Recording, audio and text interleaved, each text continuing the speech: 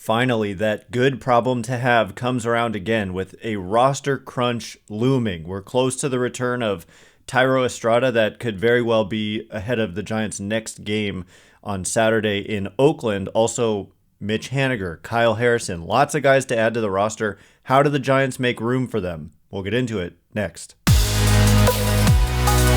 You are Locked On Giants, your daily San Francisco Giants podcast. Part of the Locked On Podcast Network, your team every day.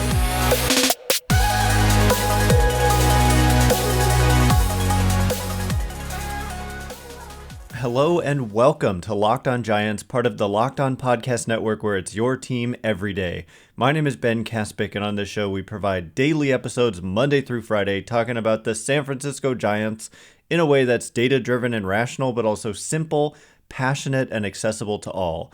I'm a former contributor for the baseball statistics and analysis websites Beyond the Box Score and Rotographs. I've been podcasting about the Giants since 2015, and I'm a lifelong fan. Thank you for making Locked On Giants your first listen every day. We're free and available wherever you get your podcasts, including YouTube. Check us out there if you have not already, and please hit that subscribe button wherever it is that you're listening to Locked On Giants today. And coming up on today's show, a mailbag edition of the show. You guys provided some great questions as always, and lots of them, so thank you so much. The first batch of questions, as I alluded to there in the open, is about the roster crunch that's coming up, and it's very real.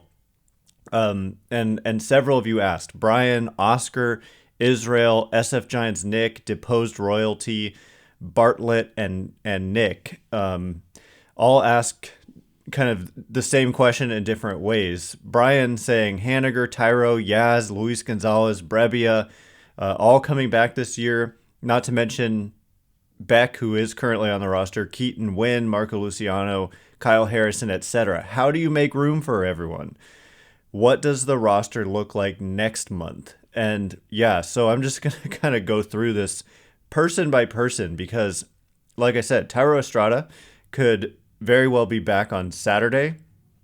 And right away, that one's pretty easy. I think that it's Isan Díaz being optioned because, I guess it could be Casey Schmitt, but I think they like the defensive versatility there. But Casey Schmitt just really hasn't hit at all. And he did have some better at-bats for a period there, but then the last few games against Arizona totally lost again. And so I think, at some point, Schmitt is definitely a guy. So it could either be, to me, Schmitt or Isan Díaz as a simple option, getting sent to AAA to call up Thairo Estrada, to activate Thairo Estrada, I should say, off the IL. And so that one's pretty easy. And then when you look at a Mitch Haniger, I think that you could possibly you could do the other one of those infielders who didn't get sent down, but you start looking at, it's probably maybe an outfielder that you want to take off the roster instead. And in terms of guys who can be like optioned, there simply aren't. Actually, there's Luis Matos. I think that Luis Matos probably gets sent down when the outfield is at full strength. And also keep in mind, I'm talking about August, because in September you get 2 extra roster spots. So that's going to be especially valuable for this team because they do have all these pieces that there isn't exactly enough room for everybody. And so, Haniger, we don't know exactly when he's going to come back. It might be towards September anyway. And so you could see someone like Matos optioned, but then come back like a week later. But, when they're fully healthy, you've got an outfield of Haniger, Yastrzemski, Slater, and Conforto. And I know that's only 4 guys, but then keep in mind Wade is capable of playing the outfield. Peterson can play the outfield. Blake Sabol can play the outfield. And of course, AJ Pollock is currently on this roster and he could play the outfield. And so they would have kind of a choice, actually. If if Matos starts doing really well, he could stay and AJ Pollock he cannot be optioned. He's been in the league 10 years, so you can't be optioned at that point without your consent. And he would be a DFA candidate. And so Pollock is a DFA candidate down the road. Schmitt and Matos and Isan Díaz are the optionable guys, the guys who would be optioned. And outside of that, I don't really see any other guys moving in any other way. They're kind of limited in what they can do. And, the fact that Conforto and Haniger have track records and also have this contract for next year, there's no way that they're just going to DFA these guys, even though the performance hasn't been great. And so I'm pretty sure, that gets, there's not a ton of offensive players who are out. It is really just Haniger and Thairo who are like slam dunks. I guess Yaz has to come back off the IL too. So that would be 3 guys. Luis Gonzalez, it's harder to fit him in unless somebody goes down. So, Díaz, Schmitt, and then Matos or Pollock. 3 of those 4 for the 3 hitters, Yaz, Estrada, and Haniger. And then on the pitching side, it's tougher. When you talk about Kyle Harrison, for example, not to mention like having to add him to the 40-man roster, which I don't believe he's on, right? Because he never needed to be added. Yeah, he's not on the 40-man roster. And so you'd have to, currently their 40-man is full. So, that makes a DFA arguably more likely because you have to make room on the major league roster, but also the 40-man. And in terms of optionable pitchers, I wanted to address this. If you listen a lot, you heard me saying that I really thought the Giants were going to trade one of their pitchers, and they didn't. And I really felt in the last couple days that changed, and it changed because they had 3 significant injuries to players who are very much like in the mix, including Anthony DeSclafani, who was like not just in the mix, but in the major leagues and pitching. And so losing DeSclafani, but then also Keaton Wynn and Carson Wisenhunt sustained elbow injuries, and that just completely like changed the equation. And so that to me is why they didn't end up trading. I think if those 3 were healthy, they might have traded an Alex Wood, for example. So, or a Jakob Junis perhaps. I think, so guys who can be optioned on the pitching staff, it is such a limited, they're so limited in their options here. Literally. Logan Webb, not getting optioned. Camilo Doval, not getting optioned. Tyler Rogers, not getting optioned. But they're the only ones who have options, except also Ryan Walker and Tristan Beck. So the issue is Ryan Walker and Tristan Beck have performed, but they're the only guys who have options outside of those clearly not getting sent down players in Webb, Doval, and Tyler Rogers. And so this is where it's going to be a crunch, because the question is, do they make the tough decision to send down performing players like Beck or Ryan Walker, or do they like DFA a Jakob Junis or an Alex Wood? And so that's going to be fascinating. Like I said, they do need to make a 40-man spot for a Kyle Harrison. You could also just see the IL be used here, and technically, you're not allowed to like just put someone on the IL with a fake injury, but it happens. And, all these guys have wear and tear, so you can kind of make an injury appear because you can say, look, they've got this soreness or whatever. So they really don't like to DFA guys who they think can contribute or are under contract certainly for multiple more seasons. Like we saw them hang on to La Stella. Honestly, it's a fair criticism that they have done that a little too much, where you hold on to guys who are struggling.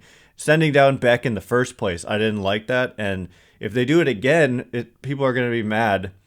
But I can't imagine in the thick of the race that they would do it again. I guess I can imagine it because they already did it. But that's what it comes down to. Only Beck and Walker can be sent down realistically, and the DFA candidates are Jakob Junis and Alex Wood. I don't think Sean Manaea or Ross Stripling are DFA candidates as they have that extra year on their contract. The reason Junis and Wood make more sense is that their contracts are up at the end of the season. And for Junis, he's not being paid much at all. So maybe he is the more likely of the two. But I'm not certain in any of this. And then talking about Brebbia, I mean, I don't know how you make room. It seems like a tough option decision could be made with a Tristan Beck, and they already did it. It wasn't popular. They might do it again at some point. But again, keep in mind the rosters do expand from 26 to 28 on September 1st. And so that you might see a tough decision, but then somebody come back not too long from when they get sent down potentially. So anyway, that was the best I could answer that for now. I could spend a whole episode breaking that down, but coming up in just a minute, in addition, we are going to get into the hitting philosophy and the hitting coaches. The Giants have not done well offensively, not just this year really, but kind of last year too. And so we're going to get into that in just a minute. And before we do, this episode is brought to you by eBay Motors. For a championship team, it's all about making sure every player is a perfect fit. It's the same when it comes to your vehicle. Every part needs to fit just right. So, the next time you need parts and accessories, head to eBay Motors. With eBay Guaranteed Fit, you can be sure that every part you need fits right the first time around. Just add your ride to My Garage and look for the green check to know the part will fit or your money back. Because just like in sports, confidence is the name of the game when you shop on eBay Motors. And with over 122 million parts to choose from, you'll be back in the game in no time. After all, it's easy to bring home a win when the right parts are guaranteed. Get the right parts, the right fit, and the right prices on ebaymotors.com. Let's ride. eBay Guaranteed Fit, only available to U.S. customers. Eligible items only. Exclusions apply. All right, as promised, more questions and answers. We're going to get into the hitting situation, which has turned ugly here, very much so in the last month plus. Thanks again for making Locked On Giants your first listen every day. Everydayers, on Monday, we're going to be talking about this 2-game series in Oakland. As I said when the A's were in San Francisco, this is just a real opportunity to play probably the weakest team in baseball. And the Giants took advantage last time, and hopefully they can get the bats going against the A's, who their biggest problem has been pitching, allowing over 6 runs a game on average. So can we please wake up the bats? They have been slumbering. So the next couple questions are about the hitting, like I said, and specifically here, let me just tell you. Shannon M. says, thoughts on Justin Veely and his approach doesn't seem to be working. And then Glenn says, really don't love our offensive approach. Would much rather see guys sit fastball and react. A ton of guessing wrong lately. A lot of uncompetitive at-bats with 2 strikes. Need to put the ball in play and make tougher outs and not stick to their, quote, approach. And yes, so this is like a long time in the making here, because the full story is, of course, that in 2020, when Gabe Kapler came in, brought in like a whole new coaching staff outside of Ron Wotus. And part of that coaching staff was a 3-person hitting group that was led by Donnie Ecker and also included Justin Veely and Dustin Lind. And in 2020, they hit well. And I think, people expected that the Giants to be bad in 2020, and they were actually quite above average offensively. And it was a big reason why they almost made that expanded playoffs that year. And anyway, people said, it was a small sample. They won't do it in a full season in 2021. Well, those people were wrong. They won 107 games on the backs of setting a franchise record in home runs and just being an offense. I mean, they did everything well, obviously, to win 107, but they hit again. And so 2 for 2 with the new hitting coaches, and it was the talk of the town. I was on this podcast constantly talking about the influence of the hitting coaches. But what happened after 2021? The Texas Rangers came along and plucked Donnie Ecker away from the Giants. They made him their bench coach and offensive coordinator, where he was in charge of the hitting for the organization from the major leagues all the way down through the minor leagues. And what has happened to the Rangers in the last couple of years? Kind of the exact same thing that happened with the Giants in 2020 and 2021. They've taken off offensively. Last year, they started kind of slow, and overall the numbers weren't eye-popping. But this year, if you look at what the Rangers are doing, there's probably a tendency for a lot of people to say, oh, it's Bruce Bochy. But I'm going to say it's Donnie Ecker. Like, the hitting has just been unbelievable. I believe they lead the major leagues. I'm pretty sure they lead the major leagues by a hefty margin in runs scored. And so anyway, this is a roundabout way of saying I avoided for a long time, not because I didn't want to address it, but because I didn't want to jump to conclusions. I avoided kind of saying for sure that, I mean, I waited like a year and a half now to say this, but yeah, I believe that Donnie Ecker was a huge loss to the Giants, and I'm not very confident. I'm not convinced still, believe it or not, that Justin Veely and Dustin Lind aren't capable of helping the Giants be a good offensive team. And in fact, through several months this year, they were well above average. They weren't great, but they weren't what they've become. I mean, speaking to the question from Glenn about I don't love our offensive approach, it's easy to love right now. I mean, excuse me. It's easy to not love. It's very hard to love what you're seeing because over the last 30 plus games since June 25th, the Giants have been the worst team in baseball offensively with a 71 weighted runs created plus. They're hitting just 208 with a 284 on base percentage, a 337 slugging. Something that really, I mean, all of those numbers are dreadful. But what stands out to me a lot this year is, and especially in comparison to 2021, like I said, when they set a franchise record in homers, the power. Where did the power go? Like in 2021, just up and down the lineup, guys were just hitting homers. They had a bunch of guys hit 20, I think. This year, they may not have a single guy reach 20. J.D. Davis and Wilmer Flores have a shot, but they may not get a single 20 home run hitter this year.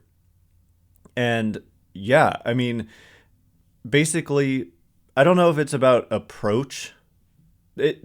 Obviously, they're not taking good at bats, right? Like, but I'm not sure it's the approach itself. It's the execution. Like, I think maybe the plan is good, but they don't stick to it, or they're just like when they get their pitch, they're not hitting it like they should. But overall, like the approach that they had in 2021, I think is the same approach that they have now, which generally speaking is supposed to be look for a pitch you can do damage with.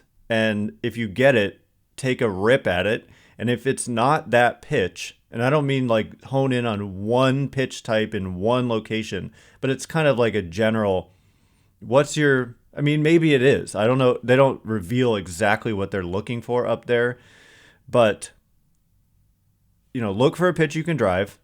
And if it's not a pitch you can drive, just simply don't swing, even if it's on the edges of the zone. And that's why, a lot of times you see the called third strikes and all that. And I personally, that's what they did in 2021 too. And it led to such great offense.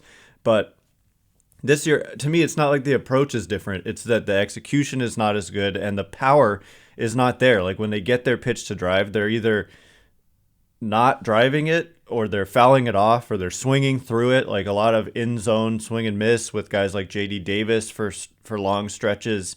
So, you also lost Buster Posey, and he had such a great year in 2021, and Crawford. But part of that is like, why can't Crawford do that now? Why did he do that in 2021 and he can't do it now? Like he finished third in MVP voting in the National League. And then as soon as Donnie Ecker left, he went back to being kind of the guy, different stance. I mean, he totally changed his stance and swing from 2019 to 2020, and it's stuck. So it's like it's still the same philosophies and stuff being taught, but the results just simply have not been the same. And over the last 2 years, like we're now talking about a significant sample here of 2022 and 4 months of 2023, Giants check in with a 99 weighted runs created plus, meaning just a tick below average offensively. And I expected more. And so I think they have to reevaluate. And I really I don't understand why they let Donnie Ecker go. That I don't get. I'd love to know the story behind that. Anyway, that's my thoughts on that. I think it's something they need to evaluate because their hitting hasn't been good enough, and they're not getting like the most out of guys like Michael Conforto or anybody. I mean, certain guys like Wade and all that, but man, like look at it's not just Seager and Simeon on the Rangers. It's like everybody. And that's what we saw from the Giants in 2021. It wasn't just Posey and Crawford. It was up and down. Darren Ruff, everybody. So, except Tommy La Stella.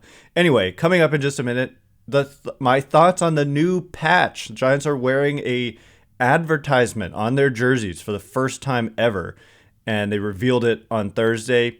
Also, how about this guy, Wade Meckler? Is he going to get a chance with the Giants? Could it possibly be very soon? We'll get into it in just a minute. And before we do, all right, as promised, we're going to discuss the jersey advertisement. The Giants are wearing a patch on their classic jerseys, and a lot of people are not happy about it. Thanks again for making Locked On Giants your first listen every day.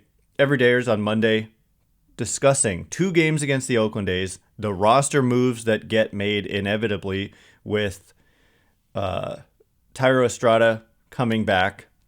And yeah, it'll be a lot to discuss, so we'll see you then. And the next question is about the next couple questions about this patch. Brandon Brawford asks, thoughts on the new patch? Riggs says, how the heck... I'm making it more language appropriate. Do we petition to get those godforsaken Cruise advertisement patches taken off? Well, I regret to inform you, Riggs, but it's never going to happen. This is here to stay with the Giants, and you'll probably never see them wear their jersey again without an advertisement patch on it. At least one. It's possible that they expand to have even more advertisements as the years go by. But this deal with Cruz is through 2025, and I don't believe that they're going to write. I think they need a little time to get them on all their jerseys. So you might not see it on Saturday and Sunday, for example, but it's coming. It's going to be daily. They're going to wear the patch, and that's that. And so the story is, in the new collective bargaining agreement, which went into effect in 2022, it became allowed for teams to get advertisers to wear advertising on jerseys. And, a big win for the owners there to get this. They obviously wanted it. The reason they wanted it is because they make money. And I did a little bit of digging, and it looks to me like the range of what it costs for advertisers here is anywhere from a little less than 10 million per year to like almost 30 million per year. And so I would imagine that the Giants fall somewhere in the like 15 to 20 million dollar annually range for what Cruz is paying them for this. And so my thoughts on it, generally speaking, I don't like it. I don't like that they're advertising on their jersey. I'd much prefer that they're not.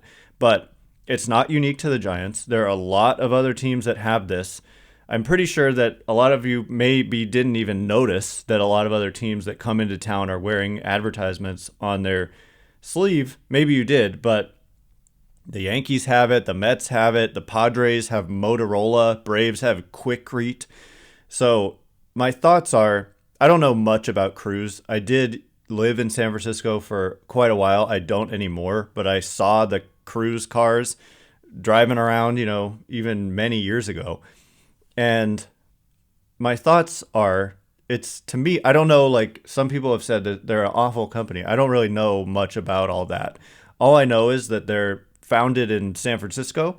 And so, a local company, electric cars, sustainability and pushing towards a more electrified future, whatever, all that stuff is generally a positive versus like Motorola or Quikrete, where it's just like very impersonal and just a major national brand or international brand. So I'm glad it's local. And I think that as far as the looks go on a patch, as far as how it could look, it generally looks better than some. It's not like hideous design wise. I actually kind of like the design.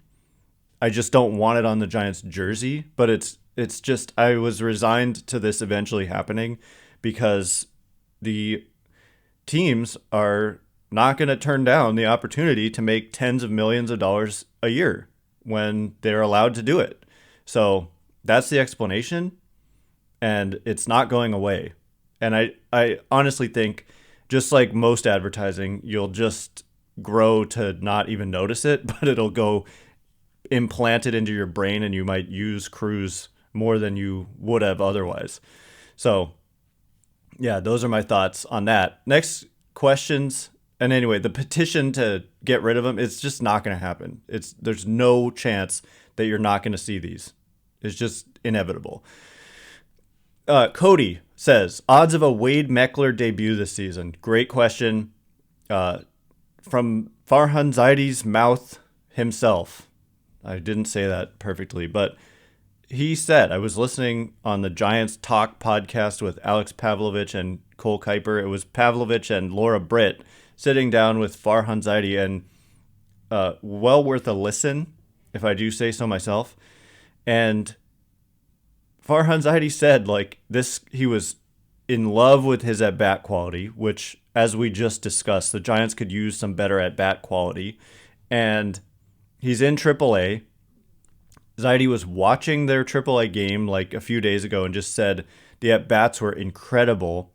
And he also said he's definitely a guy that we could see on the roster, and it might be very soon. It was just such a hint. And so that excited me because a guy like this, he seems to be a guy, unlike a lot of other Giants players, who would hit for batting average and also get on base a ton because of the walk, the good eye, the great at-bat quality, like spitting on pitches.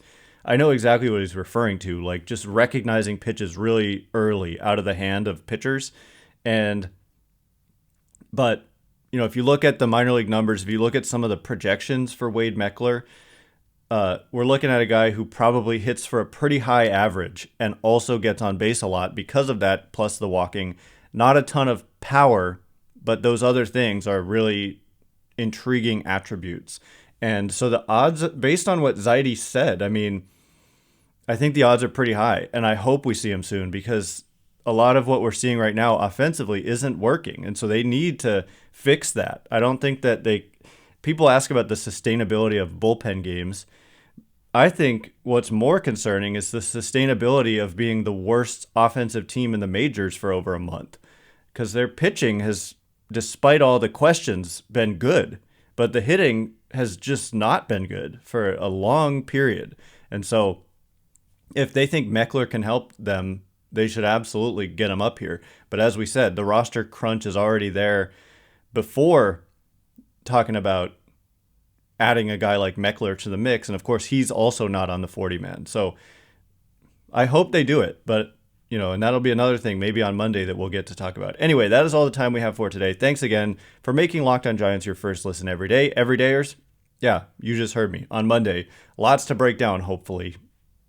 Yeah. Once again, my name is Ben Kaspick. Check me out on Twitter at Ben Kaspick, Kaspick. If you like this show, please consider rating it or leaving a review. It helps me out so much. So thank you in advance, and thanks to everyone who's done so already. Have a great weekend. Can't wait to be with you again on Monday. Thanks again for listening. You are now Locked On Giants.